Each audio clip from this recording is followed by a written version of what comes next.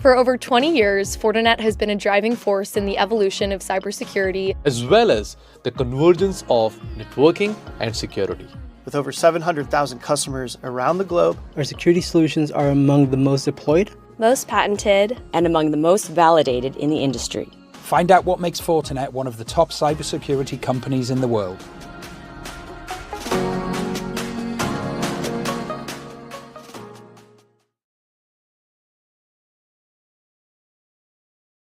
Good morning, everybody. This is Glenn Maiden from FortiGuard Labs, and we have a very, very exciting end-of-year webinar for you today.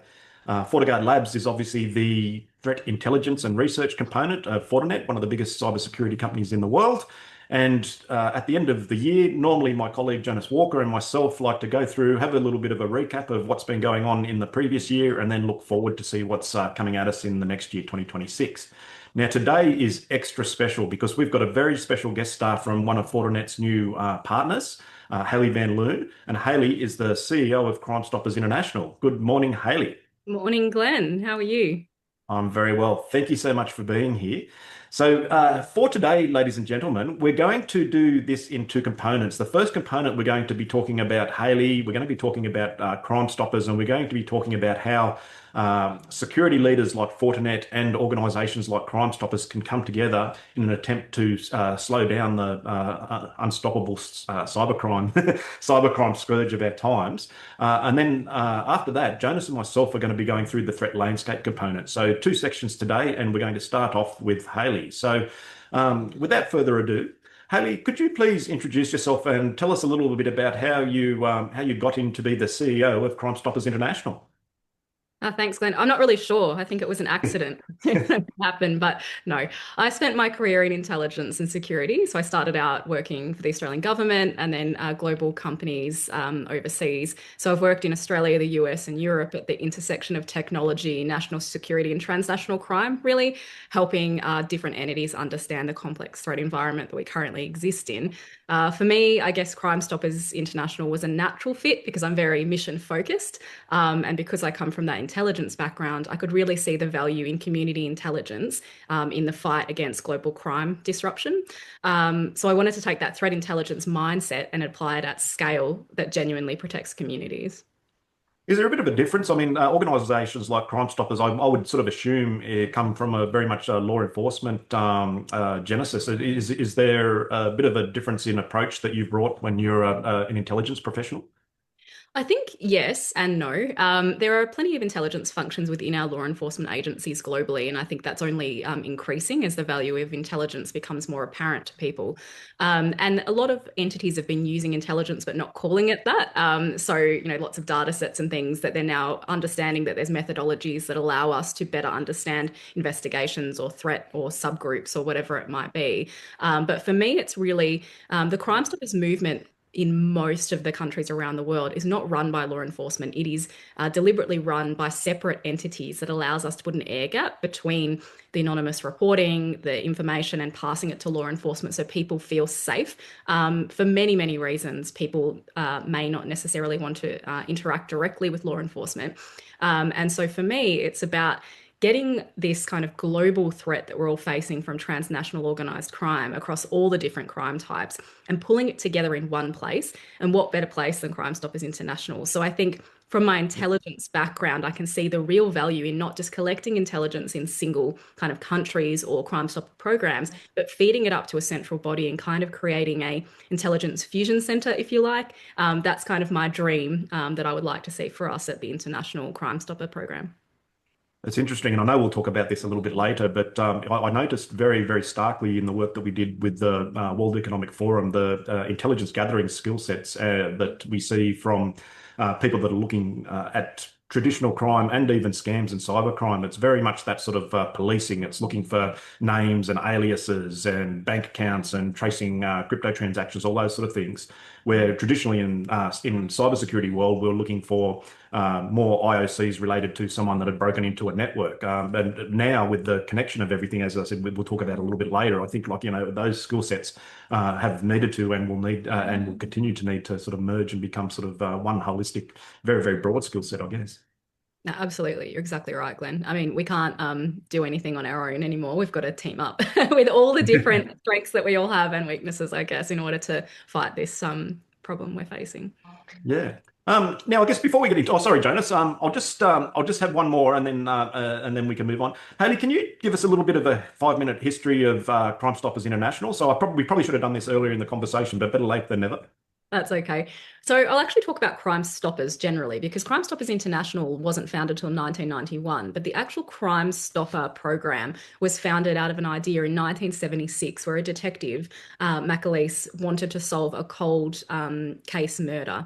And so in Albuquerque, New Mexico, he set up a reenactment, the first of its kind, and it was televised on the local news channels, and he offered a reward.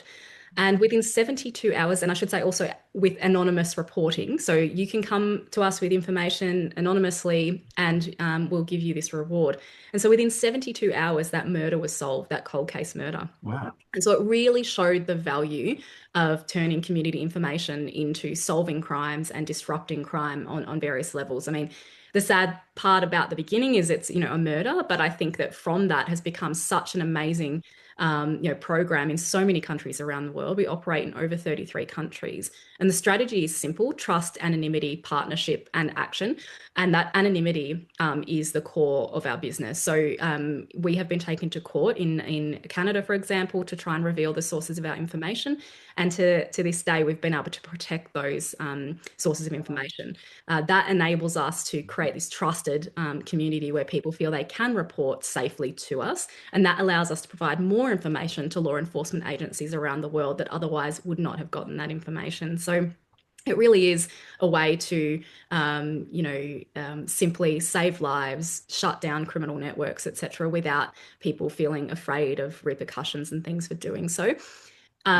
The Crime Stoppers, family, I guess you'd call it. There's about 850 programs around the world, and that's an estimate today. Not all of them are members of the international kind of umbrella program. However, everyone still operates with the same kind of methodologies and the same core value of keeping, the source of our information protected.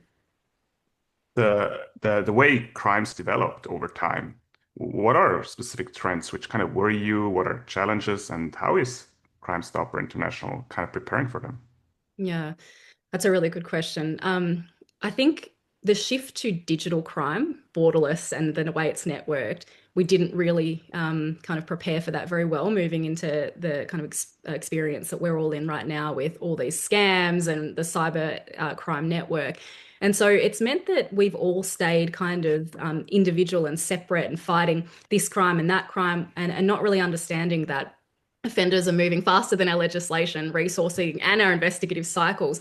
And we haven't kind of said, well, we need to all actually be fighting in the same space instead of, hey, I'm looking at narcotics, hey, I'm looking at human trafficking, or I'm going to take on the scam centers.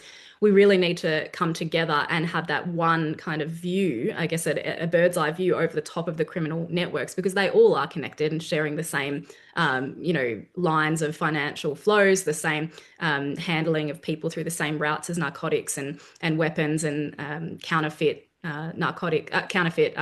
cigarettes, etc.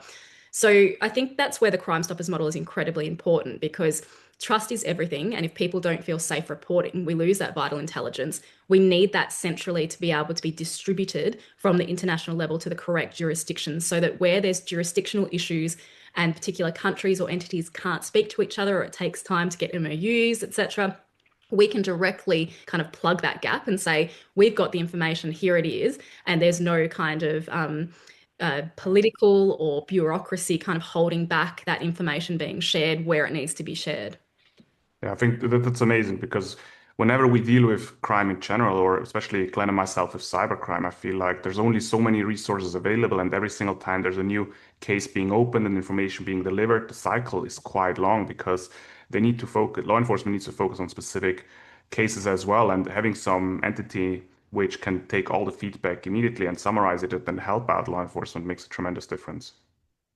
Yeah, absolutely. I think probably too that jurisdiction challenge is the reason why there's so many cyber criminals walking the streets today. I mean, yeah, having someone like Crime Stoppers being able to at least address that. And I know we've looked at that pretty closely with our work with World Economic Forum and organisations like Interpol. But that, if we can solve that jurisdiction constraint, it will probably make a lot of progress.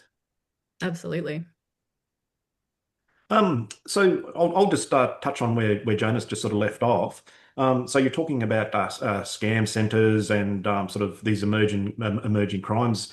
Jonas and I have watched very, very carefully over the last 10, 15 years where certainly the dark web and the cyber criminal ecosystem has become interconnected. It's become very diversified and specialised. So you're seeing that same ecosystem now being converged with some of the traditional crime types?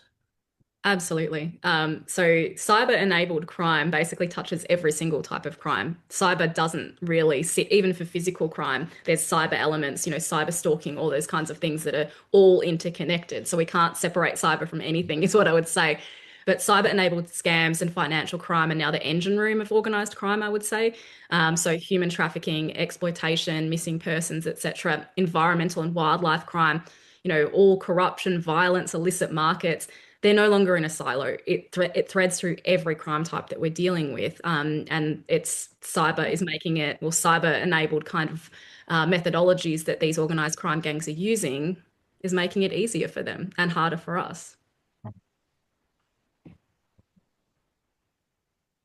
So I guess this is a good chance to segue into cybercrime bounty. And I guess we can all sort of talk to that a little bit, Hayley and Jonas. But I'll introduce it. So obviously we just announced our partnership about a week or so ago between Fortinet and Crime Stoppers International, where we can work together to hopefully sort of address some of these constraints we've just spoken about. Do you want to kick us off, Hayley, with your thoughts on cybercrime bounty? Yeah, I think it's absolutely really, really exciting because I always say, if you keep doing things the same way and you get the same result, you need to change the way you're doing things. And I think that's what we're doing right here. We're shaking that up, right? It's something different. I think we protect the identity of the tipster and you guys are going to validate, that intelligence and it leads meaningful disruption or enforcement. And it goes back to the core root of Crime Stoppers and applying it in a modern context, right? And I think that we're going to be pulling from all around the world because we know that one of the issues with cybercrime is that they're everywhere, right? So these cyber criminals are everywhere and we're trying to deal with it jurisdictionally, and that's challenging when you've got a crime that happens, say, here in Melbourne, and then there's also, the perpetrator is sitting somewhere in, North America or Europe or somewhere. So this is allowing us to kind of go, hey, we're here, we're ready to step up and change the reporting. We're here to increase the ability for people to reach out and tell us what they know. And the fact that it is anonymous allows people within those ecosystems to report. Because I've said this before, there are people that sit within these criminal networks for various reasons. Some are in there with forced criminality. They've been trafficked themselves and now they're being forced to commit crimes in order to stay alive. And that's an incredibly challenging thing for people. Necessity. Some people, if they don't, they can't feed their families. It's not as simple as everyone is bad. That's just not the case. But it allows those people that say, well, I think I was okay with scamming, this person, but I'm not okay with child sex abuse rings. I'm not okay with human trafficking. And it allows them to safely report to us from within these criminal ecosystems. And the interesting thing for me is in the cyber world, the attribution component is always difficult. So whether it's a state-sponsored actor, whether it's someone like APT29 or someone like that we codename some of these threat actors, or even Scattered Spider, one of the cyber criminal groups that Jonas and I will probably talk about soon. But getting the attribution just to that group level is kind of, in a lot of cases, as far as we can get. So now with cybercrime bounty, whether we come from that direction or from the CSI direction where we've got the intelligence that's come from there, we might actually go that final step to be able to get some of the humans that are sitting behind some of these groups that are creating some of these devastating crimes or committing. Wouldn't that be great? Yeah. Won't that be great? The very first time we lead to the arrest and conviction of someone, it'll be a very, very big day for us. It will be. And, I think it's raising the risk for cyber criminals, right? Because it empowers people to speak up safely. And I think that that's the core of what we're looking at here. Yeah, what I love the most about it is actually attacking the root cause, right? If we put it so many security layers, but there's not really a lot of risk for the criminals on the other side, except not pursuing and achieving the return of investment which they initially expected. there isn't a lot of downside. But if you really can make a case that, hey, there are severe implications, and especially in a day and age like today, like in cybercrime, there's so many jobs as well available on the legitimate business world, which might be much more attractive then, because there's not as much risk as on the malicious side. Absolutely. And you know what it goes back to for me? It goes back to human intelligence. You can have all the best technology in the world, but people are still kind of where it's at, right? We still need people to provide context. We still need people to provide us with, you can ask a machine questions, but asking a person for additional information is such a valuable way to solve any investigation. So, I'm very much in the human source space, and I think that that's exactly what this offers us. If you think back to, Glenn, when you asked me earlier about that intelligence lens over the law enforcement lens, well, we look at intelligence as allegedly, and people have challenged me on this before, as the second oldest profession, right? And we look at examples of where intelligence won out over mightier adversaries during wartime. So if we think of the War of Independence in the US, George Washington won against a supremely stronger, opposition in the British, because of strong intelligence networks. He had human sources on the ground and disinformation and misinformation campaigns operating that allowed him to succeed. And so I think if we look across history, we know that allowing people to provide intelligence to us enables us to fight a better fight, even if the adversary is stronger or faster or whatever it might be, you can outmaneuver them. So I think that that's kind of where this sits for me, is that we're changing the game and we're flipping it back on to those cyber criminals and kind of setting a fire under them, I guess.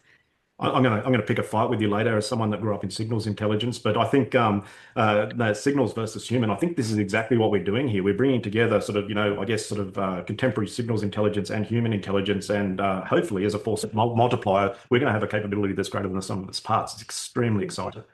Well, let's just call it intelligence, Glenn, and then we can both agree. Sounds good. Hayley, are there some successful stories you could share with us? Because I think you're an amazing storyteller, and also stories always resonate very well with the audience. Do you have anything which you could share with us?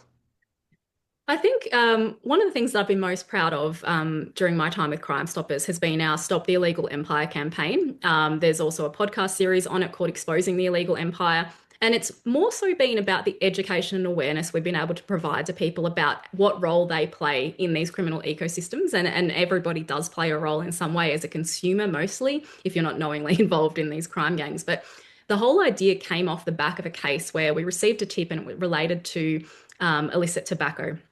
And there was illicit tobacco being sent between one country and another in Southeast Asia. And we were able to kind of follow the intelligence that we provided, community intelligence, that enabled us to identify not only the movement of that illicit tobacco, but then we found out that on the return journey, they were filling the shipping container with victims of human trafficking, and it was to be sold into sexual servitude. Now, the worst part about this story is that some of those victims were as young as 9 years of age. And we do know that when they were sold at the other end, that they were servicing up to 50 grown men a day.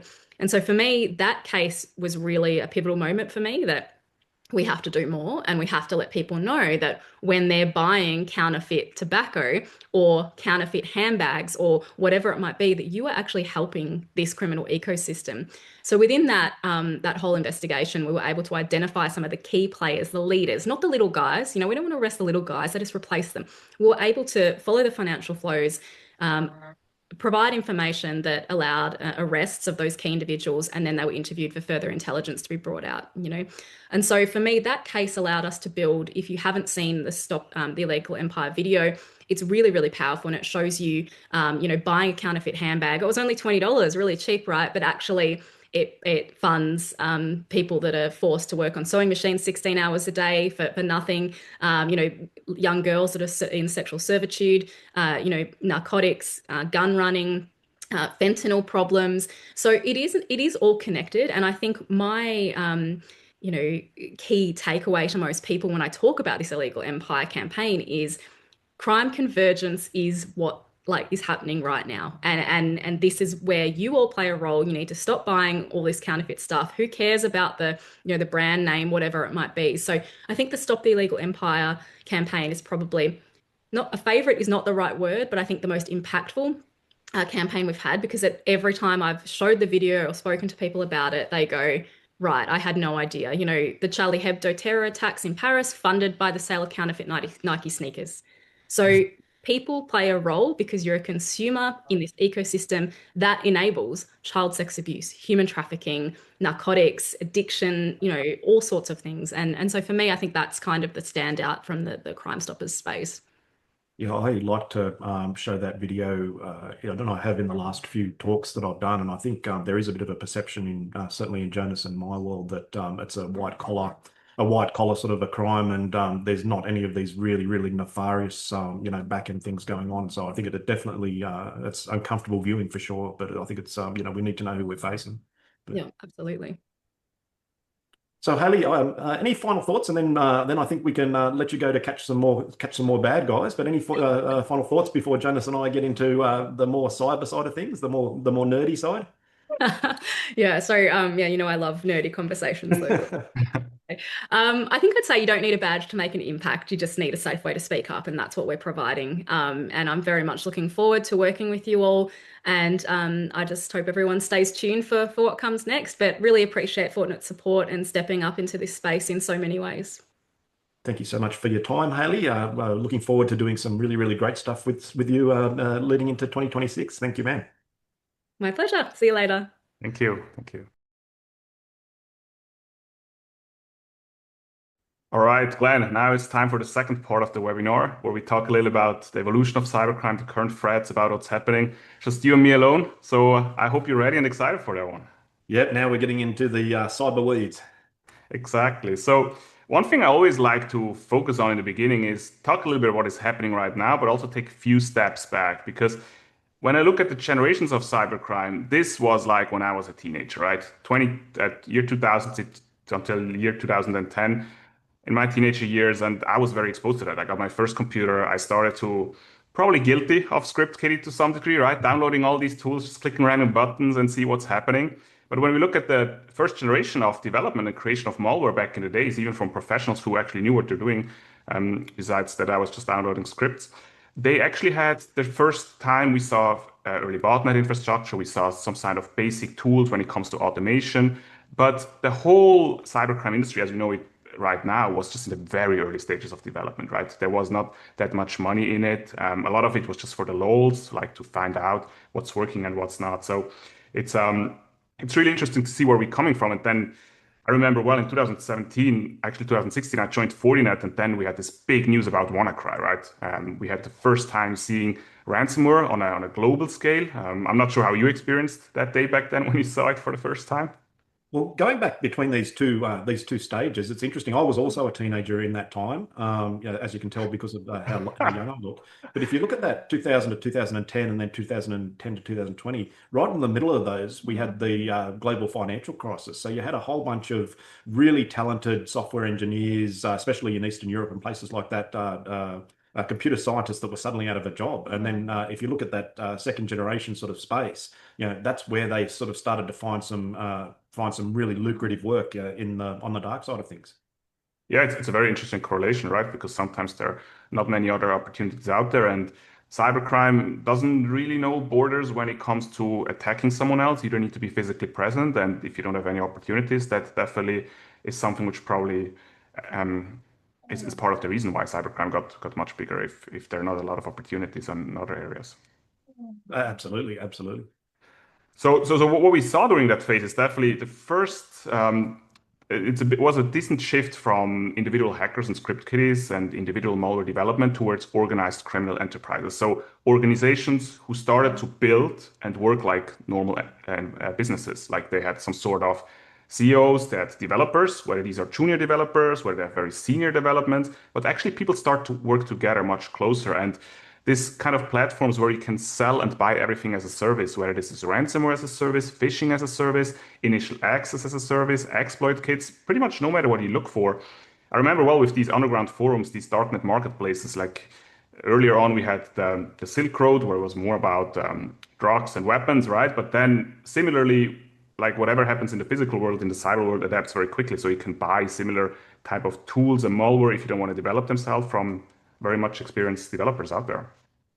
And it sort of reminds me, so they talk about, AI and the next industrial revolution. And one of the interesting comments around that was, the first industrial revolution took 100 years. And now they're saying, oh, with the emergence of AI, it's going to have 100 times the impact in about a tenth of the time. So they're saying it's going to be 100 times of the impact over the next 10 years. But what we've seen in the cybercrime space is basically an industrial revolution where people have become very, very diversified, very, very specialized, and the best at what they do over a very, very short amount of time. And I think as people trying to defend our networks, we just have not been able to match that in the cyber defense world.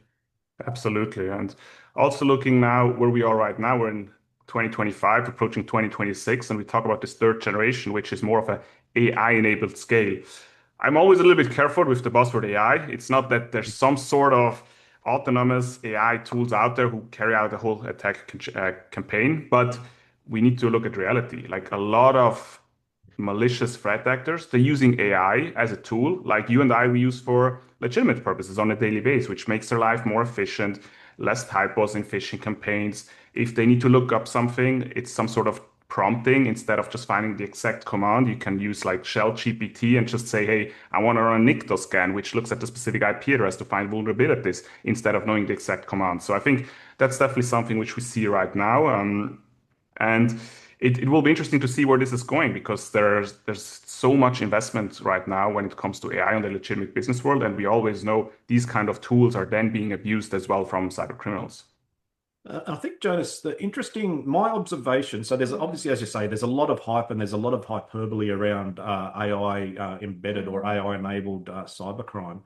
I personally have not seen in the MITRE attack framework sort of post-exploitation, apart from a few very, very clunky examples, as of now, late 2025, I haven't seen anything super sophisticated post-exploitation phase. And we'll talk about this in a little while, but there's some good news there as defenders because, some of the old tried and true defense strategies, I think will still hold true in my opinion.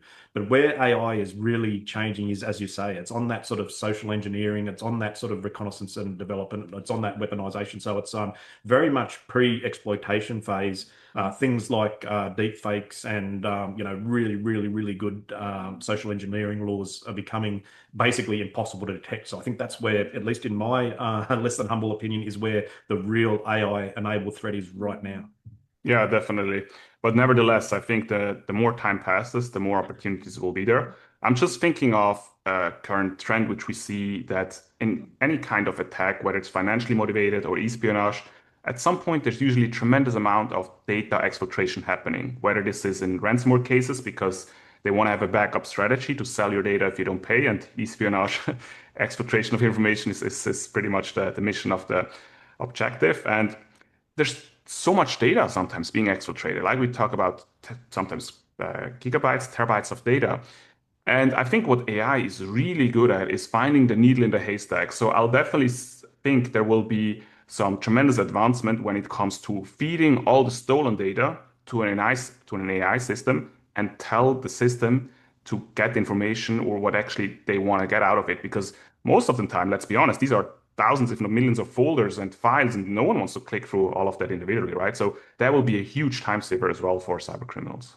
Yeah, and I think if you think in the near real time as an attack is unfolding, being able to pull out a massive blob of, a gigabyte of data or something like that, get AI to run through it and potentially find another credential for lateral movement or a password that's been left somewhere in one of those folders. So, in theory, the threat actor can gain initial access, suck out whatever they can find, run AI over it, and then, in a very short amount of time, definitely quicker than a defender can react, then use that intelligence to move further through and further compromise that victim network.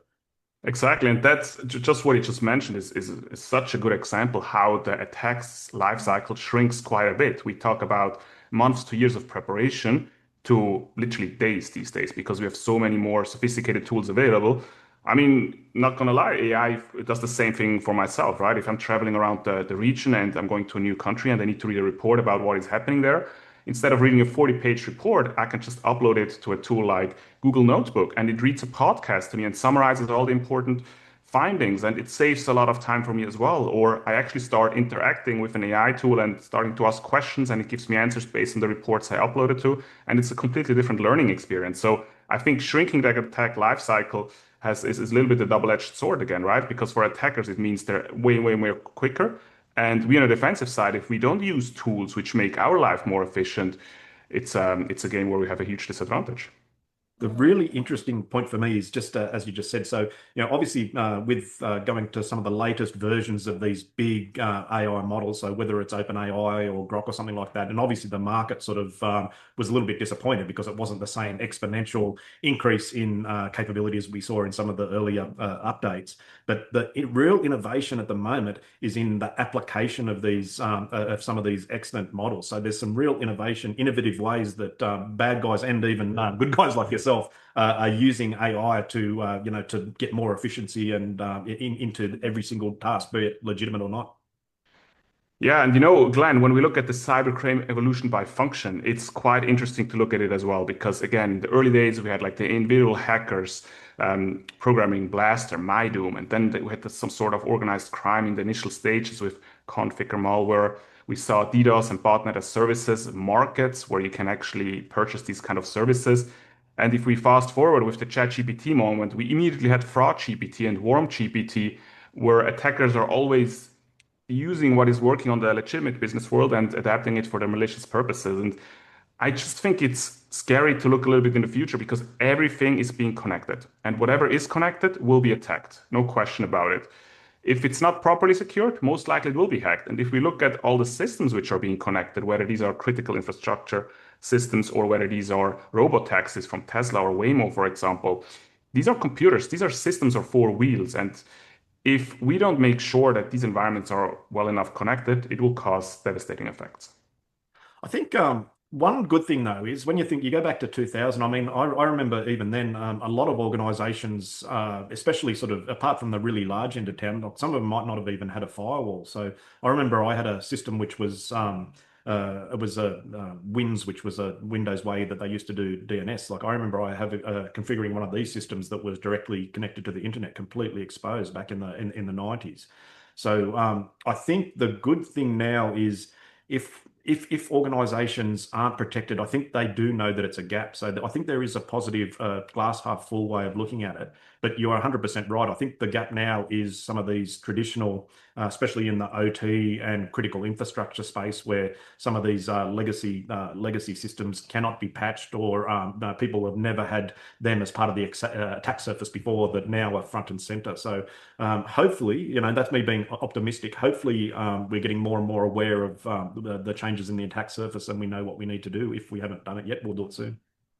Definitely. And I want to talk a little bit about the crime services and tooling, because that's a question I actually get quite often these days. Like, what kind of AI tools do you see out there? How are they being abused, and how do they work? And what's interesting is that some of these tools here, they initially didn't really have malicious purposes at all. If I look at 11 Labs, for example, I used to love this tool because I remember during COVID, I recorded so many webinars, just as we do right now. And when I discovered 11 Labs the first time, I uploaded a lot of my personal webinars to that website, and the system learned how I speak in English. So that my speed, my iteration, my accent, etc. And then I was able to tell the tool, okay, now please translate the way I speak into a completely different language, which was quite handy, right? And I know these kind of tools are being used in the legitimate world for translation purposes quite frequently. But immediately you can see why it's so popular for threat actors out there, because this is a prime tool and technique for phishing campaigns, right? Because for deepfakes, because you become so legitimate. So anyone out there who, for example, runs a YouTube channel or has public speaking engagement is very likely or very easily to be targeted, because all you need is some sort of data, and that's publicly available. You train the system, and then you can use that for malicious purposes, for example. And I think one of the scary areas, I think it's very, very sophisticated in building the synthetic, I guess, a deepfake avatar. I think as there's a little bit more intelligence that will start to infuse in them, I think where it's going to become very, very frightening will be the scale. So, at the moment, obviously, if I wanted to build a deepfake Jonas avatar, I'd have to train my model, and then I'd have to work out who my target was, and then I'd have to get you to talk through the law. I think as we can sort of start to scale out more and automate, or at least the bad guys scale out and automate more, they could potentially use that one model with if not hundreds, if not thousands of very, very individual attacks, where you're saying whether it's in the same language, different language, we could have Jonas going out and potentially running a social engineering campaign against thousands with that one deepfake. So I think it's going to go somewhere very, very frightening very, very soon. Yeah, but I completely agree with you. And we always need to keep in mind all of the tools we're seeing here, they're not autonomous by themselves, right? There's always a human behind them, and it's a tool. The question is, does someone uses them for malicious purposes or not? But it definitely lowers the barrier of entry by a tremendous amount, because you don't need to program that stuff yourself. You can just purchase it for not that much money. And cybercrime is often about return of investment. This is a great example here. This looks, it's a little bit a different background than all of these AI chatbots which are out there. But on the malicious side, they don't have any guardrails. For example, if you go to Grok or Claude, ChatGPT, you name it, and you ask it, hey, write a phishing campaign for me, they will not help you out, because there's specific guardrails in place to prevent crime. But on the other side, you can use WarmGPT, FraudGPT, which are working in a similar way without these guardrails. And on top of that, they're actually being trained on what worked best. So for example, if you want to write a phishing campaign, the tool was actually trained on the most successful ones in 2024 and not on all the ones which failed as well, which means the tool knows exactly what worked, what is more likely to work with human psychology, all that kind of stuff, and what not. And if you use then these tools to come up with, for example, a social engineering campaign, as you explained earlier, it's way more likely you succeed. It removes pretty much all the typos, and it makes sure that the victim is way more likely to fall for it than if you would do it manually. What's your perspective, Jonas? So obviously with training, we all do our cybersecurity training. We all do phishing simulation training. Some of the latest research says that if a good AI enabled phishing campaign like this is basically indistinguishable from it's something like, if it's not 100%, it's probably 99.9%. Have you got any perspective on how we need to train or train differently? If we know that it's not going to be a simple USPS or FedEx type of phishing law anymore, it's going to be something a lot more successful. Do you think training is less effective than it has been? Is there something else we need to do? Oh, it's a really good question, and it's probably that there's no easy answer. Otherwise, it would already have been done, right? Because a lot of this stuff becomes so sophisticated, and it's hard to spot. Not just like these AI chatbots, but I'll just give you an example. I was traveling quite a bit around the region recently, and everywhere I go, I have to do one of these arrival cards. And I forgot to do it once for a specific country, and here in Southeast Asia. And I had very bad Wi-Fi in the plane, so I just barely was able to load the results from Google, and I just sent the link to my wife and told her, hey, you're at home, can you just fill it out for me quickly so I don't have to hassle with it abroad? 5 minutes later, she sends me a message, do I have to pay for that? And then I said, no, of course not. So I'm the one who's supposed to know what is good and what is bad, but just in the rush of time and picking the first spot on Google because it was barely loading, I fell for something which was kind of a scam, right? Because it's not malicious, but they charge you for a service which should be free. And it's to answer your question, I think that the training part is tremendously important, but it's as always a combination between technology and users. There's not just one party which can solve it. How do you feel about it? I think as we finish off this webinar, we'll go into it a little bit more. I think we'll almost get to the stage soon where we have to assume click, where it'll get to the point where, again, we can't stop training people. I mean, obviously that's not a good idea, but I think, even the most trained the most cyber aware, the most cautious person will get to the point where it's inevitable that one of these very, very sophisticated social engineering attacks is going to get past them. So I think then, we have to work back from there, So what do we do with EDR? What do we do with limiting any further malicious activity once the attacker has gotten that far into that initial access? I think that's probably where it's going to go, but you're right, it's still sort of early days, and no one's really sort of got that, got the focus on there, apart from really, really good EDR, MDR type tools like we've got. Yeah. All right, Glenn, one more topic I would like to focus on is the advanced persistent threat groups versus critical network infrastructure, because we have two very interesting party here. On one hand, the APT groups, some of the most skilled elite hackers out there, highly trained, very resourceful, working together as a group, to a certain degree, oftentimes state-sponsored, versus an environment which provides critical network infrastructure for society, which unfortunately very often is less protected, has older systems in place, and it creates this kind of environment where the attacker is very interested in a specific target, and it can also have devastating effects. Yeah, now, I think this is actually the question of our time, isn't it? So, I mean, where we've been struggling for the last 20 years, like look at that history that you showed before, we've even been struggling with relatively straightforward intrusions. So this is, in a lot of cases, most cases maybe, cyber criminals. And the aim of the cyber criminals is to make money. So they don't want to get into your system and not be noticed. They want to go in and steal your data or cause a disruption, as big as disruption as possible, and then be able to charge you a ransom. So they want to make some noise. Whereas if you think of some of these advanced persistent threats, this is where it gets really frightening, because they want to do the absolute opposite. They want to get into our most critical and sensitive systems as stealthy as possible, and stealthy in terms of the small amount of noise that the tools and the malware makes, and as stealthy and the lowest amount of noise in terms of the tradecraft of the attackers. So this is where it gets really, really scary. So if we have not been able to stop some of these noisy attacks, some of these attacks are absolutely going on under our noses right now.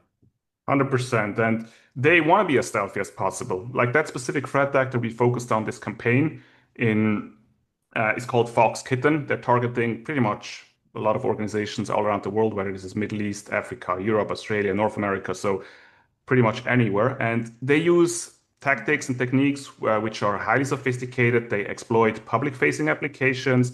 They do account manipulation to log into environments, not even really hack into them, right? Because they buy access via credential stealers to really lower the amount of noise they make. Because if you brute force something versus logging in for the very first time with a stolen credential, it's a huge difference for the person who's monitoring that. And what's interesting in this specific case is if you look at the intrusion summary, the environment was a government-managed critical network infrastructure. It was in the Middle East, and the adversary, Fox Kitten, highly capable, highly trained, attributed to a threat actor, Fox Kitten, which is based out of Iran. And as you mentioned, it's about espionage. This is not about getting in there and installing ransomware and let everyone know, hey, we hacked you, we changed your background on your computer, we give you a ransom note, please pay money to this Bitcoin address. That's not the case. It's actually about staying as stealthy as possible inside that network and gather intelligence out of it. And this whole campaign took over 2 years. We discovered multiple new malware families and multiple NDA exploitations. And when we look at the network of the victim topology, it was well segmented. It's not just one flat network where you get in, you're on one network scan, and you have every single device on your hand. Like they had different kind of segmentations, which usually means for a threat actors, there's some sort of lateral movement involved. I think today when we talk about the attack kill chain, there's pretty much always some sort of lateral movement involved. But as we can see here, a lot of different steps had to be executed to be successful. And what's interesting when we look at the attack timeline, the initial foothold, this is not a typo here. If you look at the date, it took over 1 year. Like it's not just 1 month. So when the attacker worked on the initial foothold, which means getting access into the environment, and in this specific case, it meant they stole the credentials for a SSL VPN from an information stealer. So someone in this organization who had access to a VPN account, SSL VPN account in that organization, was breached with an information stealer, and that was sold on the darknet. And someone bought it for very little money, and the attacker was just able to log in first try. So this doesn't create a lot of noise, right? It's not like me brute forcing that systems with millions of attempts or actually abusing a vulnerability in the SSL VPN by itself, and then it creates some sort of telemetry. Just log in first time looks very legitimate. And the attacker, for the very first time, had access to the system, but wanted to make sure, first of all, they stay as stealthy as possible so they don't get detected, but also they don't lose that connectivity. Because imagine you log in and then for some reason that user changes his password and or the SSL VPN resets and you lose the connectivity and then all the work was for nothing. So they started to deploy web shells on public servers, which means servers which are accessible to the internet and having like a second way into that environment. And in order to do so, they took a lot of time not to be detected, but also making sure not to lose that connection. And that's exactly what you said earlier. Like this step was just 1 year, right? And at this point, we're still at initial foothold, but they were not detected at all. You know, one saying, it's an old saying that some people in our industry say, they say, oh, well, us as defenders, have to get it right every time, but the attacker only has to get it right once. And I really dislike that saying because what we're saying here is, this still, even though this attack was successful, there was a lot of things that had to go right for this attacker. And this is a very sophisticated, very resourced hacker. So I think, the good news for me is, even when you look at that initial foothold, so, had we had potentially, EDR capability on there, had we been monitoring for compromised credentials, had we had maybe slightly better segmentation, maybe if we had, slightly tighter role-based access, but straight away, there's a lot of things that had to go right for that attacker just to get that initial access. And obviously, as you say, then they moved sideways and started putting web shells on some of those other public-facing servers. Again, a lot of things had to go in the bad guy's way just even to get into stage one. So I think it's very, very important when we're talking about these things that, we don't just give up and say, oh, well, the hackers have got all the advantages. There's so much we can do to stop them, even if they get sort of, they get to that phase one. 100%. And after that phase one, we had phase two, additional persistency mechanisms were introduced. We started to do some proxy chain to bypass segmentation, as you mentioned. But if we look at the timeline, this was still the consolidation process, still took over 6 months. And I remember well when we analyzed this case in the review process, we were called in, the FortiGuard IR response team was part of it from phase 3 onwards. And when the victim discovered, hey, there's some sort of weird activity happening in our network. But if you look at the specific dates, this is like more than 1.5 years in, right? So the attacker has a lot of time to prepare their attack, a lot of time to gather information about that environment. And the more time someone has to prepare for something, the more likely they will succeed. At least that's what my parents told me when I was studying for exams when I was younger on, right? The more time I prepare, the more likely I'll succeed. But I think there's a lot of truth to that. And the interesting part, without going to all the details, because otherwise we would spend the next 3 hours here, is that the attacker was able to stay in an environment and learn a lot about it. Where us on the defensive side, we should actually have one big advantage over the attacker. We should know our environment better than they do. But in this specific case, it really shows the patience and how committed the attacker was to this specific attack. Because this is not just some short hit and run, return of investment, make some money. This was highly motivated, highly targeted, and it shows capabilities from the attackers. And you think if, just from a consequence or an impact perspective, if we had an attacker that we're able to stop at phase one, that this particular breach would have been inconsequential. So the fact that the attacker had so much time and so much access through that entire system, this then became an absolutely catastrophic event. So it just goes to show, layered defense, but really, really good security operations hygiene, really, really good visibility means the difference between an initial breach that could be just an annoyance or very, very minor through to something that's could be a risk that could end your company. 100%, I agree with you. Like, prevention is important, but if we're completely honest to ourselves, if someone has enough time, enough resources, and on some of these APT groups, there's no 100% security. Like, there's always a small chance that someone gets access to the environment. But we also need to be aware about that just because someone established initial access, like, for example, just because someone would be capable to hack my laptop, my office laptop, it doesn't mean the whole company is being breached and bankrupt. Like, there's a lot of steps involved when you look at the MITRE ATT&CK kill chain, from initial access towards having the impact at the end, right? There's lateral movement, there's exfiltration of information, credential gathering. And And this really shows what you just mentioned.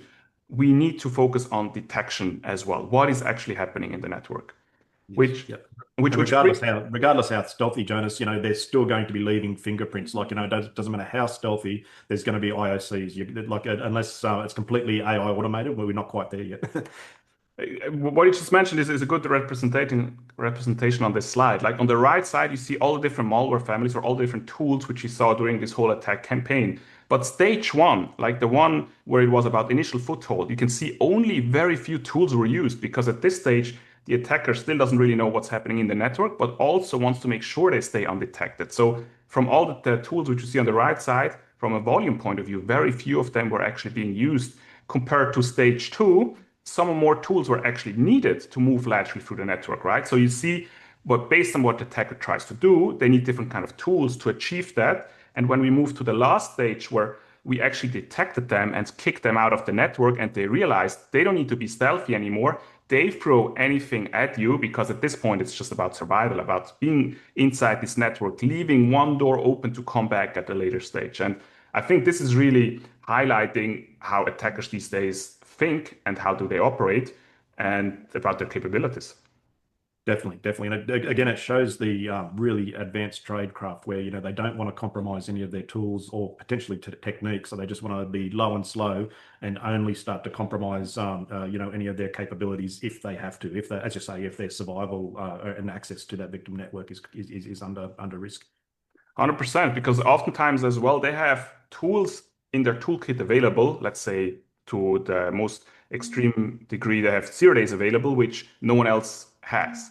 And they don't want to burn it if they don't have to, because as soon as they use it, they are very well aware that researchers will detect it, they will reverse engineer it. Then there's the whole process of vendors issuing patches, and it won't be a tool which they can use to really get through a security layer, which they might not have been able to do so before. And that kind of tools, they're only used if they're really stuck. And the good news here is if we invest in prevention technologies, if we see, for example, someone in a department like, let's say, HR or finance start running some sort of PowerShell scripts on their computers, and we have playbooks in place in our organization, gather the logs, go back to the endpoint, do a process dump, and look at what is this process actually doing. Is this like some malicious activity? Maybe ask a tool like an NDR tool to get more telemetry about lateral movement inside the network, to the outside command control service, use threat intelligence like from FortiGuard, where we see, hey, this IP address is actually linked to a specific campaign,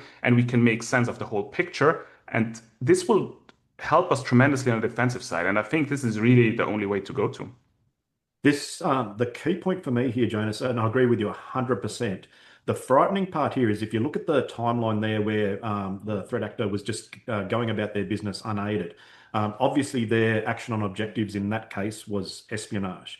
But being a critical infrastructure or OT target or victim, that action on objectives with that level of pre-positioned access can be flipped to sabotage immediately. So the fact that we've got some of these very, very advanced, and maybe not even APTs, some very, very advanced cyber criminal organizations loitering in our networks, and the fact that they might be conducting espionage today, that access can be used to damage our most critical sensitive systems if the need arises. So whether it's a geopolitical shock or something else, whether a criminal wants to try and get a bigger ransom, we need to be able to use all this good visibility to be able to find these guys and get them. We need to hunt them out as soon as we can.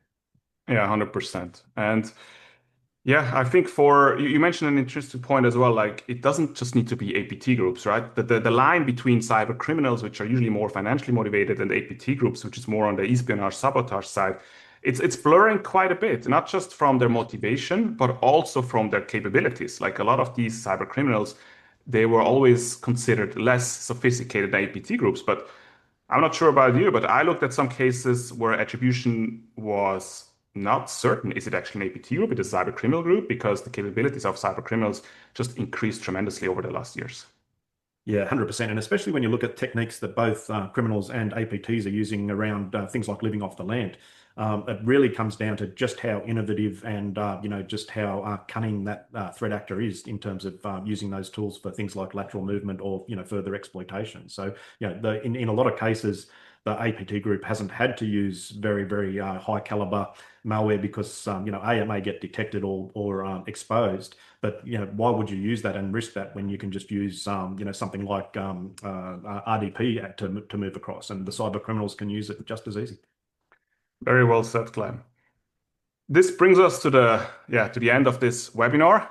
I had a blast, Glenn. Once again, we do this once a year, usually at that time of the year. I'm very grateful for you to bring in Hayley. And once again, thank you very much for Hayley for taking so much time out of her very busy life to have this webinar with us. For me, it was very eye-opening, some of the stories we heard, especially the success story.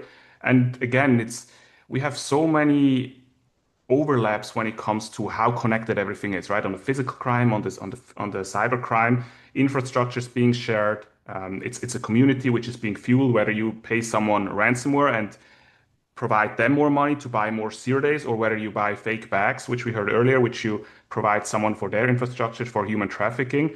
It really shows that physical crime, cyber crime, it blends over as well. And we need to work together here. We need to have solutions in place on different kind of angles. And I'm very excited to look forward what we do with this collaboration between CSI and Fortinet as well. I'm very optimistic going into 2026 that bringing some of these very different specialized organizations together, we're going to make a big difference. So, for the first time in a long time, I'm feeling probably a little bit more optimistic than I deserve to be. I'm glad to hear that you're optimistic, Glenn, because I'll see you soon again in person, and that means you won't be that grumpy. But I'll try not to be. Everyone joining in, thank you so much for taking time out of your busy days as well for listening to us. We had a great time sharing all of this, and hopefully we see you next time again. Bye-bye.